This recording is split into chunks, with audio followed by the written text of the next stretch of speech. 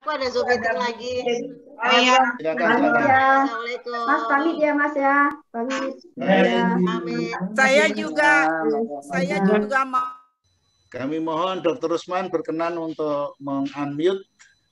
Ya, hari ini adalah acara dari Dr. Rusman. Karena beliau hanya bisa 1 minggu 1 kali, kita manfaatkan. Mudah-mudahan ada sesuatu yang akan kita peroleh dari Dr. Rusman. Kami persilakan, Dok. Terima kasih. Assalamualaikum warahmatullahi wabarakatuh. Waalaikumsalam warahmatullahi wabarakatuh. Waalaikumsalam. Wah, pagi ini istimewa nih. Karena pemandunya itu guru-guru saya semua. Betul. Suhu. Enggak, bukan suhu. Itu bahasa Cina itu. Obatnya dipakai obat Cina. Pakai bahasa nasional, guru-guru saya yang terhormat semua. Itu ide-ide yang bagus. Kalau bisa sebulan sekali itu guru-guru muncul semua. Mungkin tidak keberatan guru-guru untuk muncul. Dan minggu ini banyak yang ulang tahun. Walaupun saya sudah mengucapkan melalui WA, saya rasanya kurang afdol kalau tidak pakai mulut sendiri. Selamat ulang tahun untuk guru saya, Pak Isjar. Yang bahagia selalu. Ulang tahun untuk guru saya, Pak Parjo dan Bu Dewi, yang ulang tahun pernikahan yang ke-40. Semoga sehat-sehat dan bahagia selalu. Amin, amin. Terima kasih. Tidak lupa untuk Pak Marjono dan Ibu Nining. Selamat ulang tahun. Terima kasih, Dr. Rusman. Terima kasih untuk Pak Juliam dan Ibu Juliam. Karena saya dikirimi peyek. Terima kasih sudah dimakan peyeknya.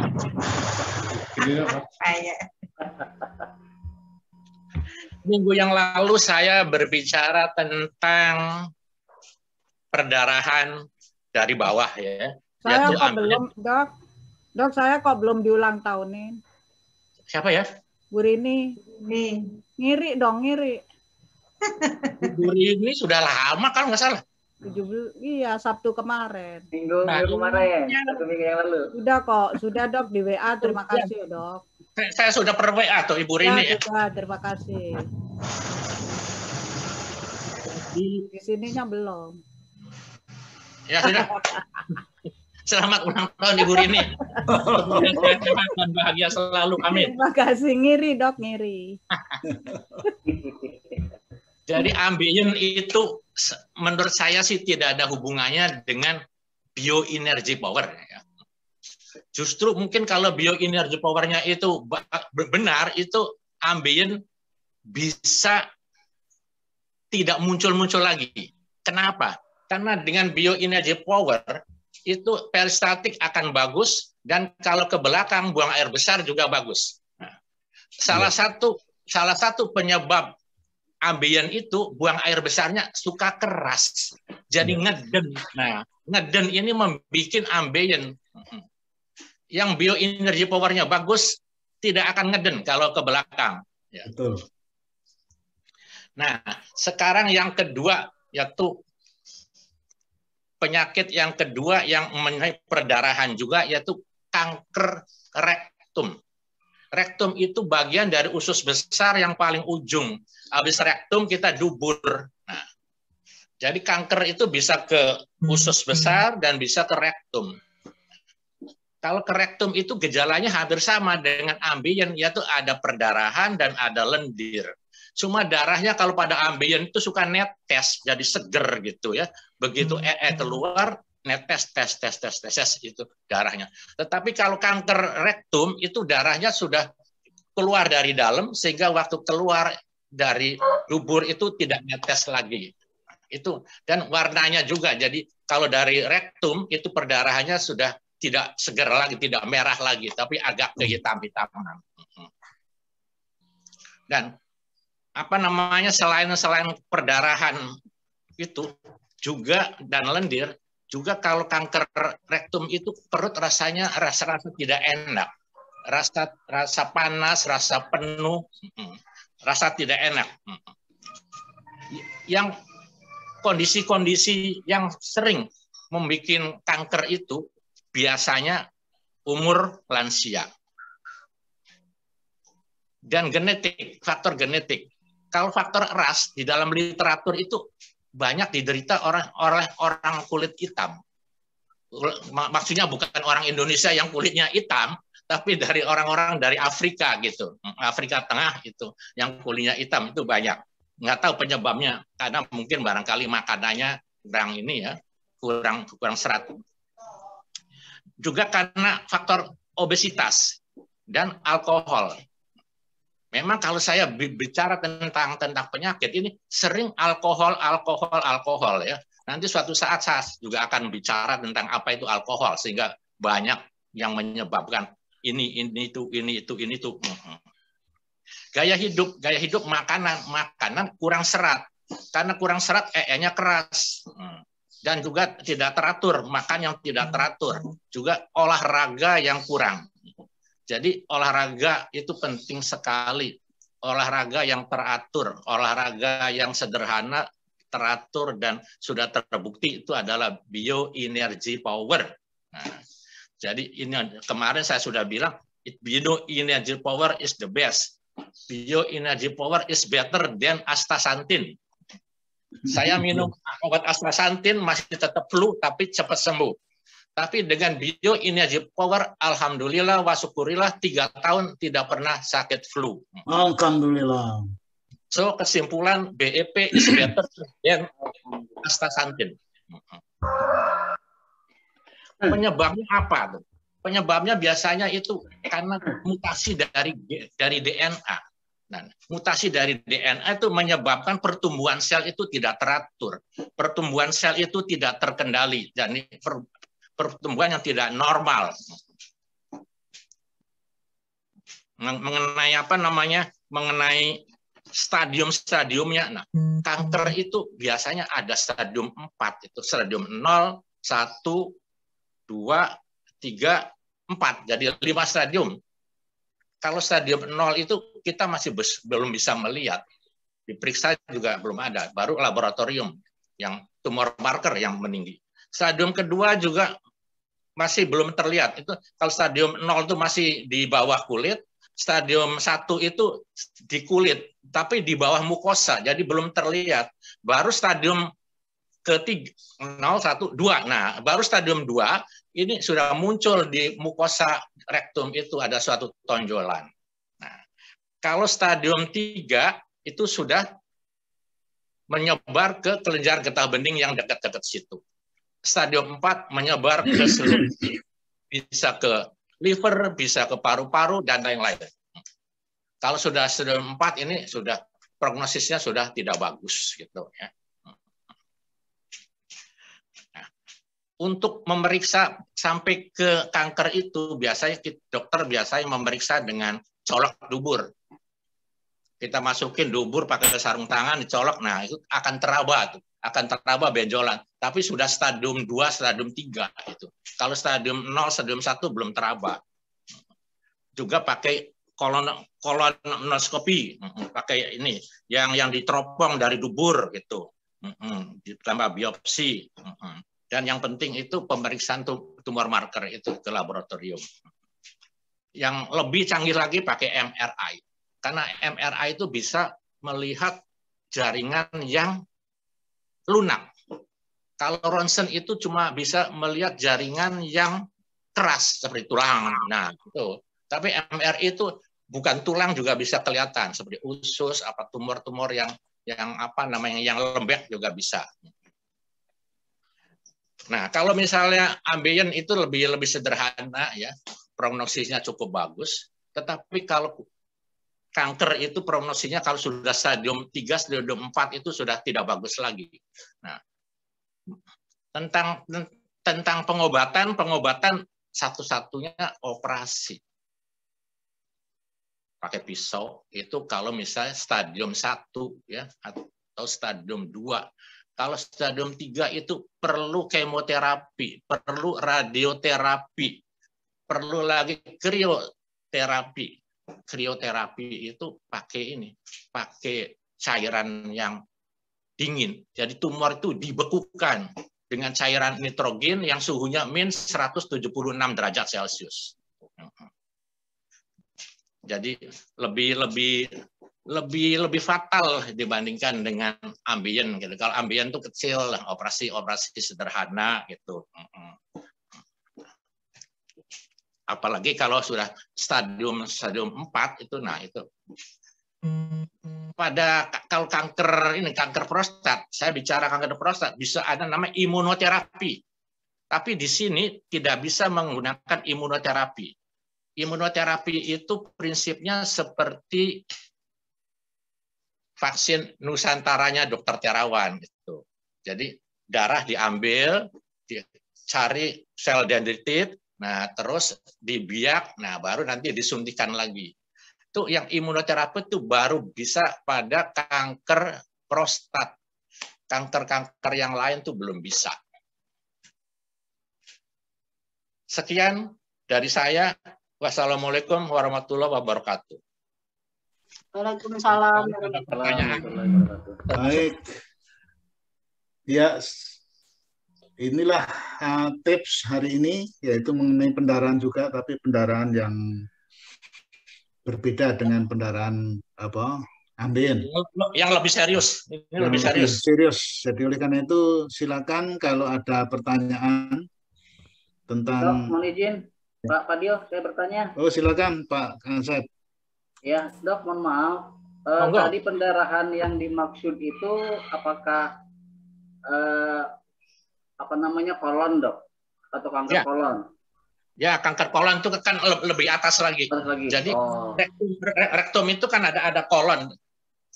Jadi kalau dari lambung ada usus 12 jari, ada usus halus, baru usus besar. Nah, usus besar itu namanya kolon. Ada kolon atas, kolon transversum, kolon descendant, nah baru rektum itu. Saya pernah kan terkena kanker kolon, Dok. Siapa? Operasi. Kemudian saya pun di kemo di Omni ya. Solomas sampai 7 kali. Nah, alhamdulillah sih sekarang setelah WFP juga tidak ada keluhan apa-apa. Cuma kadang saya khawatir soalnya saya sejak 7 tahun yang lalu itu belum pernah check up, Dok. Nah, untuk check up apakah keluhan ya relatif tidak ada. Cuma untuk check up ini apakah memang diperlukan sekali, Dok, atau gejala-gejala kalau misalnya muncul lagi itu kira-kira apa ya, Dok? Operasinya tahun berapa, Pak? Operasi 2013. Sama Dokter Fajar. Dokter Fajar, bisa ada betul. Jadi biasanya setiap 6 bulan tuh kontrol. 6 bulan, oke. Nah, baru tiap tahun kontrol itu. Karena ada kasus seorang senior saya, seorang dokter juga, CA kolon, itu operasi sukses. Nah, kira-kira 15 tahun kemudian itu muncul kanker di paru-paru. Ternyata jenisnya itu sama dengan yang di kolon. Gitu. Jadi metastase itu seperti saya katakan bisa ke liver, bisa ke paru-paru, bisa kemana saja. Ya. Jadi sebaiknya memang harus kontrol. Kontrol tiap 6 bulan oke, tiap tahun. Nah, gitu. Dokter Fajar sekarang tidak di Omni lagi. Oh ya. Ya. Tadi Bekasi dia praktek tidak salah ya, di mana? Omnibros di Bros awal Bros ya dulu ya. Di Kolombia dia praktek. Kolombia. Oh iya baik. Kolombia. Iya baik. Harusnya dokter yang sama, Dok ya. Sebaiknya begitu, sebaiknya apalagi dokternya ini.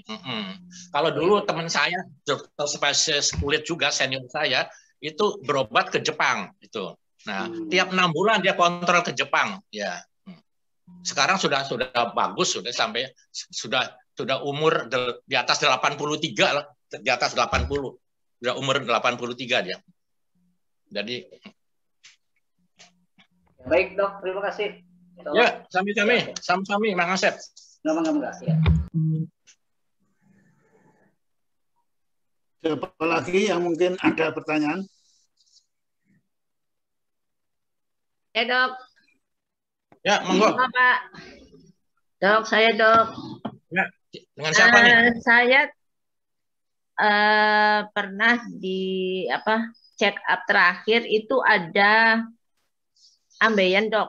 Tapi baru yang pertama. Bu Retno ya ini ya? Ya, Bu Retno. Bu Retno Indah ya. Bu Retno Indah. Ya, Bu Retno Indah suaranya khas. Terus tapi waktu itu tidak diberi obat, katanya nggak apa-apa, katanya gitu. Nah, terus juga tidak ada petunjuk untuk operasi dan sebagainya. Sampai dengan saat ini alhamdulillah tidak apa-apa. Gimana dok sebaiknya dok? Yang bilang ambeien dulu siapa? Dokter, waktu saya MCU terakhir tahun berapa ya? 2015 kalau nggak salah, udah 6 tahun yang lalu. Ya, jadi MCU kan yang periksa kan dokter umum ya? Enggak dok, dokter internis, dokter spesialis itu dimasukin tangan gitu. Ya. Jadi dari MCU diduga ada ambeien. Ya. Terus dikonsulkan ke dokter bedah. Iya. Oh enggak. Terus cuman ditulis di hasilnya itu aja, cuman nggak ada instruksi bahwa harus ke ini diobati apa gitu juga nggak ada sih. Kayaknya sih ada instruksi ke dokter bedah, cuman saya tidak melakukan itu. Itu kalau rumah sakit yang benar itu kalau sudah check up ada keluhan kira-kira ambeien pasti konsul ke dokter bedah. Iya ada ingat, tapi saya nggak melakukan itu. Itu berarti kesalahan ibu. Tapi itu nggak ada keluhan apa-apa dok sampai sekarang. Ya, betul. Mungkin ada dua kemungkinan. Mungkin diagnosis dokter penyakit dalam itu keliru, mungkin ya. Atau juga benar memang itu ada ambeien tapi yang ringan gitu. Nah, kalau yang ringan misalnya stadium interna itu bisa sembuh sendiri kalau kita EE-nya itu tidak pernah keras atau kita tidak pernah duduk di lantai yang keras itu. Begitu kira-kira begitu. Alhamdulillah bagus. Kira-kira selain itu apakah perlu minum obat atau apa gitu dok? Kalau tidak ada keluhan tidak perlu minum obat. Yang penting jangan duduk di tempat yang keras untuk waktu yang lama. Jadi mesti di kursi empuk. Terus buang air besar mesti bagus. Jadi banyak serat. Harus banyak makan lancar lah gitu ya. Makan buah, makan sayur. Nah, itu. Yang 40 kali. Nah. Iya, Dok, matur nuwun. Sami-sami. Saya mau tanya nih, Pak. Ayo, sebut nama. William. Monggo, guruku. Saya dulu pernah dicek di rumah sakit Auri. Semacam check up begitu. Katanya baik. Kecuali ada pengerasan prostat karena usia gitu. Ya. Apa maksudnya tuh dok? Dan apa pengaruhnya? Ada prostat gitu. Pengerasan katanya, itu aja kan? Pengerasan. Ya. Jadi saya sudah bicara tentang prostat ya. Nah, bisa ada dua, ada kambing yang besar itu membesar yang jinak dan membesar yang ganas. Tuh. Pada orang yang sudah berumur di atas umur 50 itu prostat itu akan membesar. Dan satu-satunya organ yang selalu membesar itu adalah prostat. Cuma kadang-kadang bisa menimbulkan keluhan, kadang-kadang tidak menimbulkan keluhan. Tergantung besarnya prostat itu kemana. Kalau prostat itu besarnya ke atas, itu tidak menjepit saluran kencing, tidak ada keluhan. Tetapi bila membesarnya ke atas dan ke dalam, yang ke dalam itu akan menjepit saluran kencing dan itu baru ada keluhan. Sekarang ada keluhan apa Pak Juliang tentang buang air kecil? Buang air kecil, ya memang tidak sekaligus selesai keluar sekali gitu. Agak ngeden gitu ya, agak ngeden. Agak ya, ada yang tapi istilahnya pengerasan gitu katanya. Ya. Ya, biasanya pengerasan tuh juga ada pembesaran. Kalau misalnya kalau misalnya mau lengkap lagi, mesti konsul ke bagian urologi. Konsul ke bagian urologi. Pernah periksa PSA nggak? PSA. Apa laboratorium? Di belakang. Belum. Yang disuruh. Belum. Jadi periksa laboratorium PSA, prostat specific antigen. Itu tidak boleh lebih dari 4. Harus di bawah 4 PSA-nya. Kalau PSA-nya misalnya 100, wah itu kemungkinan besar kanker. Tapi kalau PSA-nya cuma 10 atau 11 itu mungkin ada infeksi kecil gitu. Ya, terima kasih, Dok. Lab ya, PSA namanya ya. Sami-sami. Baik. Saya tanya Om. Oh, silakan Pak Marwanto. Saya tahun 90 pernah dioperasi ambeien, tapi ambeien luar Om, di rumah sakit Kramat gitu. Cuman di IPET ada 3. Terus setelah itu beberapa tahun kemudian ternyata ambeiennya kambuh lagi. Saya dioperasi lagi, cuman ambeien yang di dalam Om, di rumah sakit Mitra Keluarga Jatinegara. Ternyata operasi ambeien itu sakitnya luar biasa. Jadi waktu itu saya diberitahu oleh dokter bahwa dalam 15 tahun ke depan itu tidak akan ada masalah. Sekarang ini sudah 21 tahun. Ternyata memang tidak ada keluhan. Itu untuk menjaga supaya jangan sampai timbul lagi itu apa itunya kiatnya? Ya itu yang seperti saya katakan kepada Ibu tadi. Jadi banyak makan buah, makan sayur. Harus lunak, tidak boleh keras itu supaya itu. Jangan duduk di tempat di kursi yang keras, harus di kursi yang empuk. Jangan duduk di lantai. Kalau pengajian itu bawa bantal supaya bisa duduk di bantal begitu. Memang saya dulu waktu baru tingkat 1 itu ada ambeiennya. Waktu ada Ganevo, masih ingat Ganevo ya? Nah, umur 5 tahun. Dioperasi itu. Waktu itu betul-betul tidak ada rasa nyeri. Sekarang kok saya dengar sepupu saya, seorang ABRI gitu, perwira menengah, teriak-teriak sampai nangis dia. Sakit Kang katanya. Di rumah Pak sakit kami, dia angkatan laut. Luar biasa sakitnya. Iya, kenapa sekarang pada sakit? Nah, mungkin tidak dikasih obat anti sakit kali. Dulu tidak sakit sama sekali dulu. Ya, alhamdulillah sudah 21 tahun tidak ada gejala untuk kambuh. Semoga untuk seterusnya. Makasih Om. Ya, pokoknya BEP yang rajin sehingga peristaltiknya bagus, EE-nya lunak. Amin. Amin. Ya. Baik. Saya tanya Dok. Silakan Bumi. Ya, saya Bu Umiati. Tanyanya 2. 1, tadi saya kurang jelas. Betul ya Pak?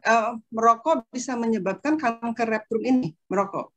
Terus kedua, saya mau tanya tentang norit, Dok. Apa norit itu masih boleh diminum? Norit. Ya, terima kasih. Kalau rokok itu saya juga akan bicara tentang alkohol, tentang rokok itu ya. Mau sedang cari bahan-bahannya. Karena banyak apa yang saya katakan itu yang memudahkan penyakit ini diantaranya rokok, alkohol, obesitas itu.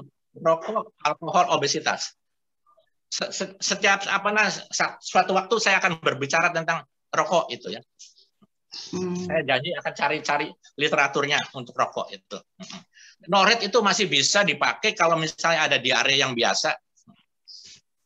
Oh ya. Karena apa namanya seperti diatap, diapit juga ada bahan noritnya itu. Oh sudah ada noritnya itu ya? Iya. Baik dokter, terima kasih. Ya, sami-sami.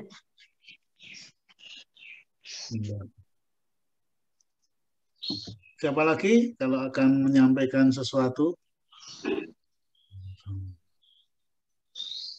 Ada yang lapor penyakit. Kalau nggak ada, saya ada tambahan ya. Ada Dok, tambahan. kalau nggak ada yang tanya lagi, saya dari Bu Ani, Dok, mau mengucapkan terima kasih. Bukunya sudah sampai, Dok. Oh iya, iya. Selamat membaca. Ya, Kalau sangat bermanfaat, Dok. Saya baru baca separuh, tapi sangat bermanfaat sekali.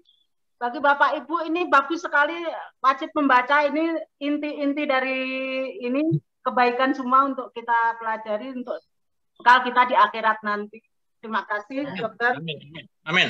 Ya, saya mengenal buku itu kira-kira sudah 20 tahun tuh. Waktu beliau itu masih tinggal di Jakarta, hampir sebulan sekali itu ada ceramah gitu. Sekarang ini saya punya kesimpulan, kalau kemana-mana saya selalu membawa buku Sentuhan Kalbu, sama bukunya yang satu lagi yang dari Dale Carnegie itu, bagaimana mencari teman dan mempengaruhinya. Ada dua buku yang menurut saya bagus, yang bisa merubah hidup saya gitu. Sehingga saya akan berjanji akan banyak mendermakan buku-buku itu. Mungkin sudah lebih dari 200 buku saya dermakan kepada orang-orang semua itu. Ada tambahan dari saya baca-baca dari penelitian dari Amerika, Dr. Thomas Stanley, bagaimana seseorang sukses menurut beliau. Beliau Dr. Stanley ini meneliti 733 manusia-manusia miliarder, milioner dolar ya, bukan milioner rupiah. Beliau punya kesimpulan IQ, NEM, IPK, ranking itu bukan nomor-nomor yang penting.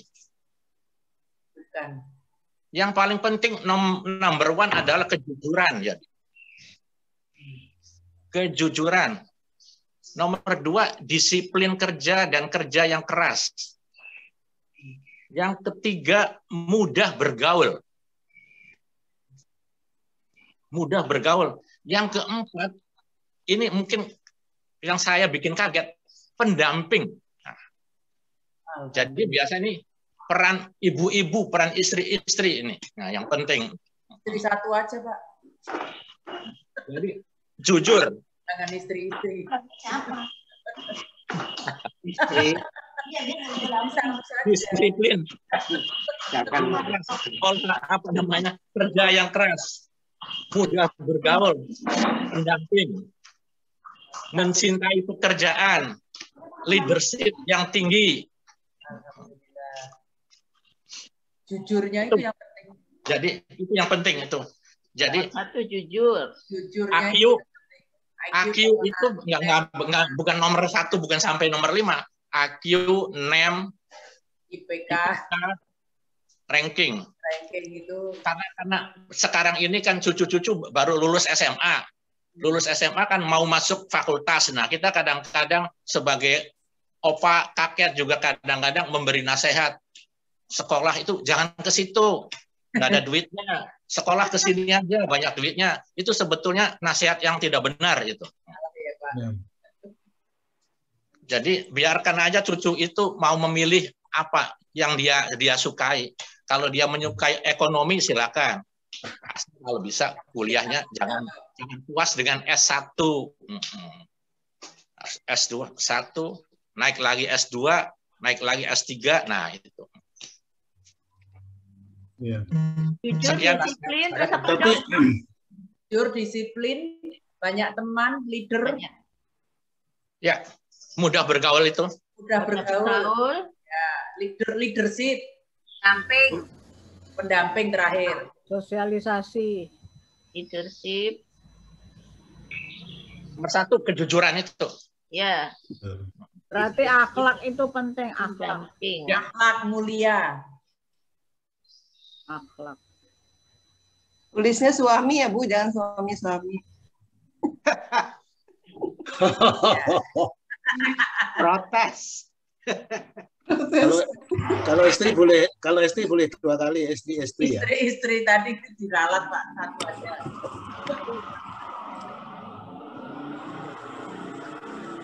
Ada lagi pertanyaan?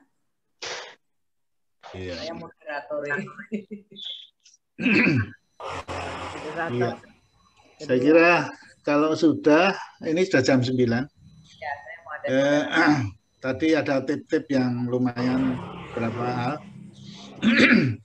Mengenai ambien sudah, kemudian mengenai pendarahan lain yang menjurus ke kanker rektum tadi sudah, dan ada tips tambahan.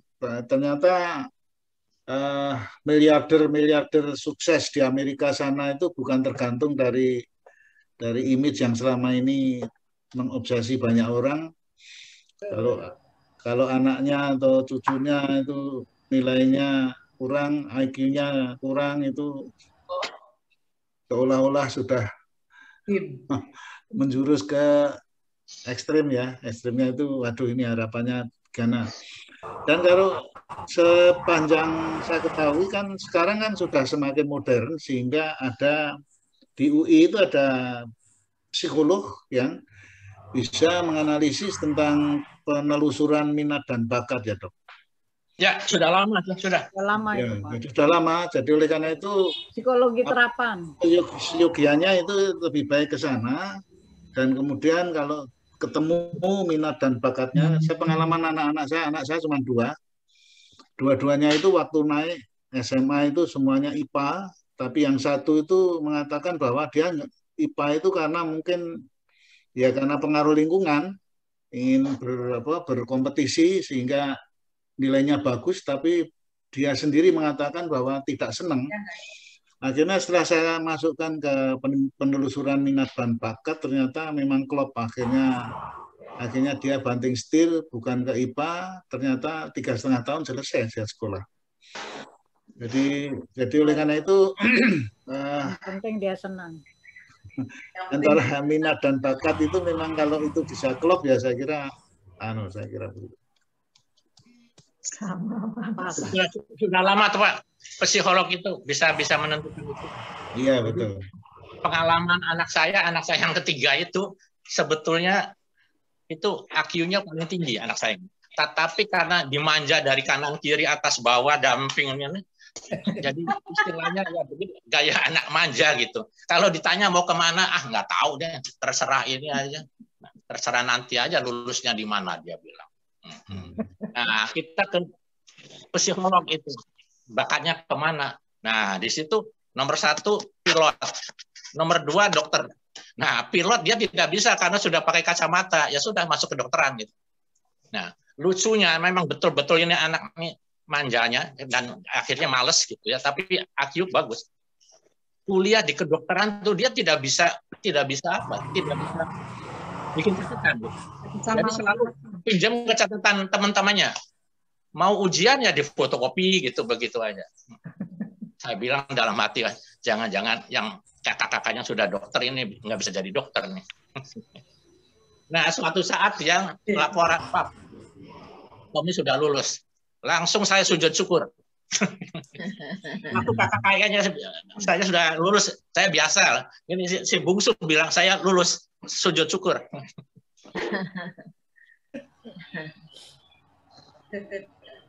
Anak bungsu sih Pak. Iya, karena dimanja kanan kiri atas bawah itu. Si ragil. Ragil nih. Oke, saya kira kalau masih ada silakan terakhir. Kalau tidak ya kita akhiri. Pak, Bu. Ya. Baik, saya kira terima kasih. Jadi testimoni, Pak. Kenapa? Testimoni hari Selasa. Hari Selasa, silakan. Testimoni hari Selasa. Dan alhamdulillah Pak Suparno Broto mengirim testimoni yang sangat lengkap. Dalam pengalaman saya, testimoni yang pernah saya baca ini paling lengkap dari Pak Suparno Broto, ya. Demikian, terus langsung saya share ke Dr. Rusman pagi tadi. Ya, terima kasih. Ya, jadi kami berharap hari Selasa itu dimanfaatkan betul untuk dengan ya bahasa saya tetap ya itu perlu keikhlasan dan perlu kejujuran ya. Jujur itu menceritakan apa adanya sebenar-benarnya, dan ikhlas itu berkenan untuk melakukan testimoni itu. Sama niat nulisnya, Pak. Ya, paling tidak direkam juga boleh gitu, direkam ngobrol gitu, ngomong gitu ya. Jadi, ini himbauan karena memang tidak bisa kita mengharuskan dan seterusnya gitu. Saya mengimbau aja, mudah-mudahan ya salah satu ternyata Pak Suparno Broto itu jujur, dia kalau saya suruh kebalikan, biasanya orang itu kan malas nulis tapi bisa ngomong gitu ya. Kalau beliau kebalikan, saya tidak bisa ngomong, lebih baik saya tulis gitu. Baik sekecil apapun itu yang sudah masuk kan, yang sudah dari sini ada Bu Nining kan sudah, terus Bu Rasun dulu, dan yang lama-lama nanti kita akan list berapa yang sudah terkumpul, karena Dr. Rusman itu punya obsesi yang belum sempat terrealisir, antara lain gara-gara COVID juga ya. Waktu itu beliau sudah memberikan arahan-arahan untuk mengumpulkan hasil pemeriksaan secara digital semua, namun sudah bisa sudah dimulai, namun karena terpotong oleh COVID akhirnya ya tertunda lah.